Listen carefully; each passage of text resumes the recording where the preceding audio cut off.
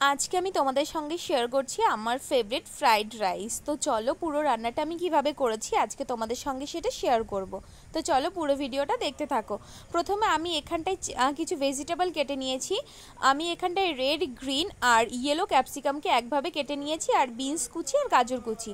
এরপর আমি এখানটায় 250 গ্রাম চাল নিয়েছি। চালটাকে আমি এবার ভালো করে ধুয়ে ভিজিয়ে রেখে দেবো 1 ঘন্টার জন্য। এখন কড়াইয়ের মধ্যে একটু বেশি করে জল দিতে হবে যাতে চালটা লেগে না যায়। পরিমাণ মতো জল দিয়ে গোটা গরম মশলা আর বেশি করে তেজপাতা, লবণ দিয়ে দিলাম।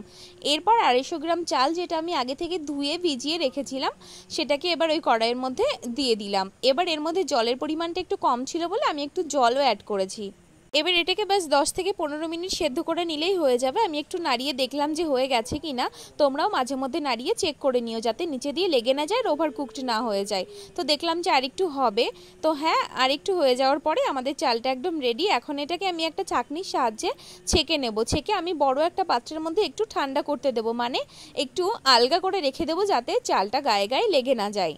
ঠিক একইভাবে আমি সব চালটা ছেঁকে নিয়ে সেই ধামার মধ্যে রেখে দিয়েছি।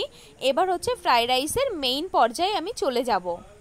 এরপর আমি একটা ফ্রাইং প্যান নিয়ে নেব। ফ্রাইং প্যানের মধ্যে আমি এখানটায় প্রায় 100 গ্রাম মতো ঘি দিয়ে দেবো। পুরো রান্নাটা ঘিতেই হবে। এরপরে গোটা গরম মশলা, তেজপাতা দিয়ে একটুখানি নাড়িয়ে নেব। পুরো কড়াইটার মধ্যে ঘিটা নাড়াবো যাতে চালটা লেগে না যায় কড়াইয়ের সঙ্গে। যদি ননস্টিকের কড়াই লাগবে না, তবু এটা তোমরা করে নিও।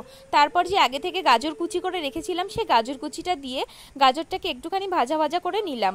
ভাজা ভাজা করে নেওয়ার পর এর মধ্যে আমি অ্যাড করে দেবো বিনস কুচি। বিনস কুচিটা দেওয়ার পরেও ঠিক একইভাবে গাজরের মতো বিনসটাকেও একসঙ্গে ভেজে নেব।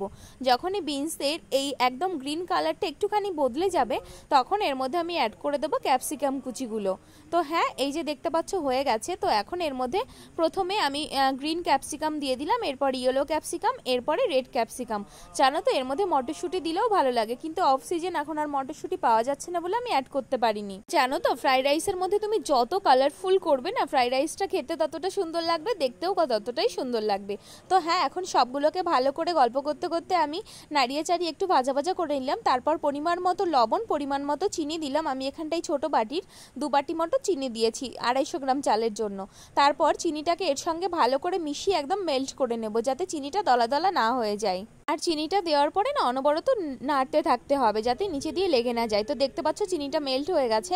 এখন একটুখানি ঢাকা দিয়ে নেব। ঢাকা দিয়ে নেওয়ার পর চিনিটা থেকে যেই জলটা বেরোয়, সেই জলটা এর সঙ্গে মিশে যাবে। আর এই জলের সঙ্গে সঙ্গেই না একদম বাকি ভেজিটেবলগুলোও সেদ্ধ হয়ে যাবে। তো দেখতে পাচ্ছ কতটা সুন্দর হয়েছে। তো এবার এটাকে আর একটুখানি ঢেকে দেবো। আর একটুখানি ঢাকা দিয়ে যখনই একদম সব কিছু কুকড হয়ে যাবে ভালো করে, তখন একে একে এর মধ্যে আমি অ্যাড করে দেবো রাইস। তো আগে থেকে আমি যে রাইসটা রেখেছিলাম সেটা আমি একটুখানি ফ্যানের নিচে দিয়েছিলাম, যেটা বলতে আমি ভুলে গেছি। তো এই যে দেখতে পাচ্ছ আমাদের একদম ভেজিটেবলগুলো কুকড হওয়া কমপ্লিট। তো এবার আর একটুখানি এটাকে নাড়িয়ে চাড়িয়ে মিশিয়ে নেব। তারপর এর মধ্যে অ্যাড করে দেবো চালটা। তো আমি এই যে চালটা 2 ভাগে ভাগ করে নিয়েছি। প্রথমে 1 ভাগ দেব প্লেটেরটা, তারপরে আর 1 ভাগ দেব। তো চালটা এই যে আমি ভাগ করে নেওয়ার পর যেই ভেজিটেবলগুলো ছিল সেটা ওই ধামার মধ্যেই দিয়ে দিলাম। সবসময় এটা বড় পাত্রের মধ্যে করার চেষ্টা করবেন। তো এবার এটাকে আমি এইরকমভাবে যেরকমভাবে নাড়াচ্ছি, এটাকে ঠিক এইভাবেই নাড়াতে হবে, তাহলে ভেজিটেবলের সঙ্গে চালটা বেশ ভালোভাবে মিশে যাবে।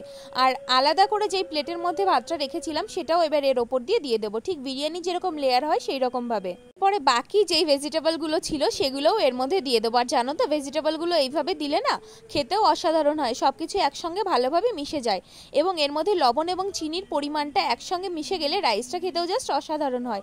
তো এরপরে ঠিক এইভাবে এটাকে নাড়িয়ে চাড়িয়ে একসঙ্গে মিশিয়ে নিতে হবে, ঠিক আমি যেরকম দেখালাম। তো কেমন লাগলো ভিডিওটা অবশ্যই জানাবেন। Thank you for watching guys.